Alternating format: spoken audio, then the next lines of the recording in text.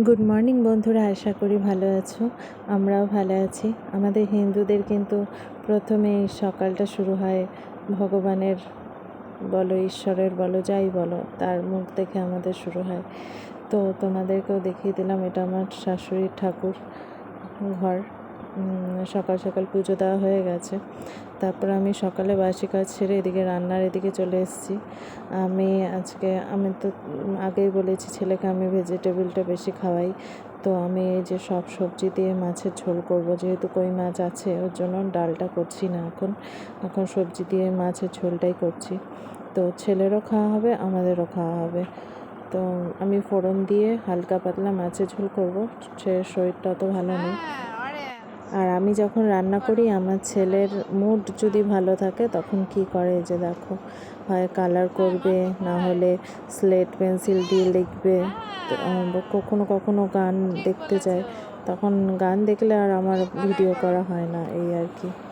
তো ও ওইদিকে কালার করছে, ওকে বললাম তুমি কালার করো, আমি রান্নাটা করে নিই। তো আমি এদিকে ফোড়ন দিয়ে সবজিগুলো ভাজা ভাজা করে এতে একটু জিরে গুঁড়ো, নুন, হলুদ আর একটু আদা ঘষে দিয়েছিলাম, বাটাবাটি কিছু করিনি। তো ওই দিয়ে তোমার ঢ্যাঁড়স, আলু, পেঁপে, গাজর, এগুলো ঝোল। আর মা এদিকে কই মাছটা বেছে দিচ্ছে। আমি কই মাছ একদম ভয় লাগে বিশাল, ওর জন্য মাকে বলেছি, মাই কেটে দিয়েছে। তো আমি মাম্মার জন্য যে কুমড়ো ভাজাটা করে নিচ্ছি। আর এই যে দেখো, মাছের ডিম ছিল, এখন তো মাছগুলোর প্রচুর ডিম। আর আমাদের জন্য করলা ভাজা। আর হলো এই যে মাছটা এবার ভেজে, ওইদিকে মাম্মার ঝোলটা তো বসিয়ে দিয়েছি, আর এদিকে মাছগুলো ভেজে মাম্মার মাছটা ঝোলে দিয়ে দেবো। ঝোলে দিয়ে ভালো করে ফুটিয়ে নেব।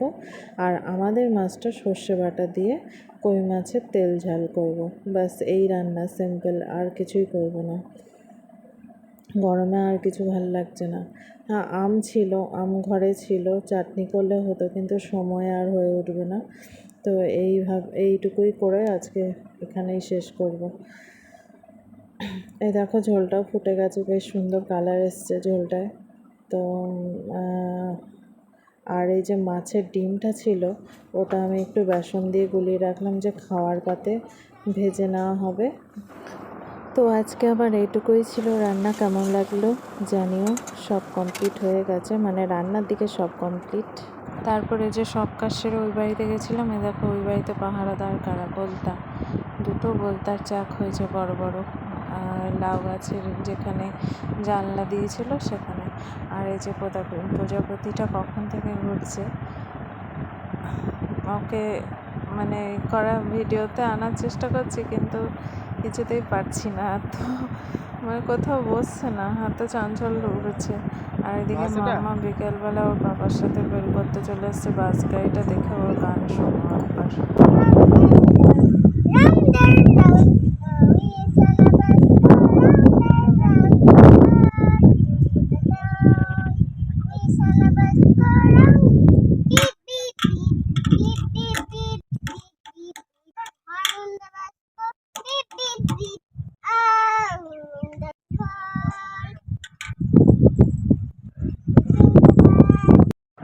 তো আমার খ্যাপার গান তোমাদের কেমন লাগলো জানিও কিন্তু। আর আমাদের পাশে থেকো, আমরাও তোমার পাশে থাকবো।